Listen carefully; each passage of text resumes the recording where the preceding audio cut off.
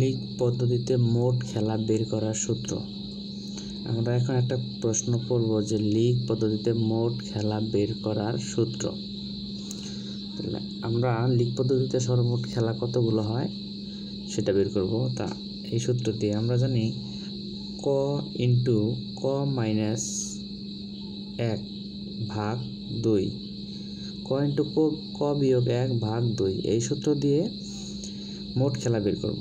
এখানে ক হলো প্রতিযোগিতায় অংশকারী দলের সংখ্যা, এখানে ক হলো প্রতিযোগিতায় অংশগ্রহণকারী দলের সংখ্যা। তাহলে 11টি দলের মোট খেলা আমরা এখন বের করব, যে 11টি দলের মোট খেলা আমরা বের করব। তা আমরা জানি ক ইন্টু ক বিয়োগ 1 ভাগ 2, এখানে ক হলো মোট দলের সংখ্যা। তাহলে এখানে আমরা দল ছিল কয়টি? 11টি। তাহলে 11 ইন্টু 11 বিয়োগ 1 ভাগ 2, তো এখানে 11 ইন্টু, তাহলে 11 থেকে 1 যদি বাদ দেই তাহলে থাকে কত? 11 গুণন 10 ভাগ 2, তাহলে 11 গুণন 10 যদি করি আমরা 110 ভাগ 2, তাহলে 55টি। তাহলে 55টি খেলা। তাহলে আমরা পেলাম কি যে 11টি দলের মোট খেলা হবে 55টি।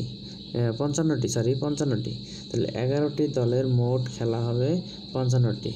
তাহলে আমরা পেয়ে গেলাম লীগ পদ্ধতিতে 11টি যদি দলের সংখ্যা যদি 11 হয় তাহলে মোট খেলা হবে 55টি।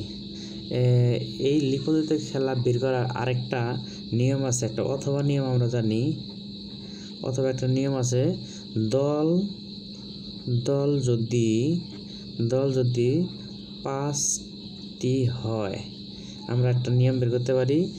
দল যদি 5টি হয় তাহলে আমরা সিরিয়ালে লিখতে পারি 1 2 3 4 5। এখন নিচ থেকে এই 5টা কেটে দিব, 5টা কেটে দিয়ে বাকিগুলো যোগ করব।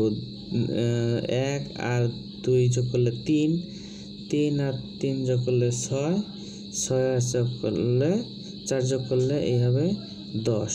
তাহলে 5টি দলের মোট খেলা হবে 10টি। আমরা এই নিয়মে বের করতে পারি। যে নিয়মটা হলো কি, যে কয়টি দল থাকবে আমরা উপরে নিচে সিরিয়ালি সংখ্যাগুলো লিখব, নিচ থেকে একটা সংখ্যা বাদ দিব, কেটে দিয়ে বাকিগুলো যোগ করে দিব, এই হলো দল খেলার সংখ্যা বের হয়ে যাবে। তো কতগুলো খেলার সংখ্যা বের হয়ে গেল। এই ছিল যে লীগ পদ্ধতিতে মোট খেলা বের করার সূত্র।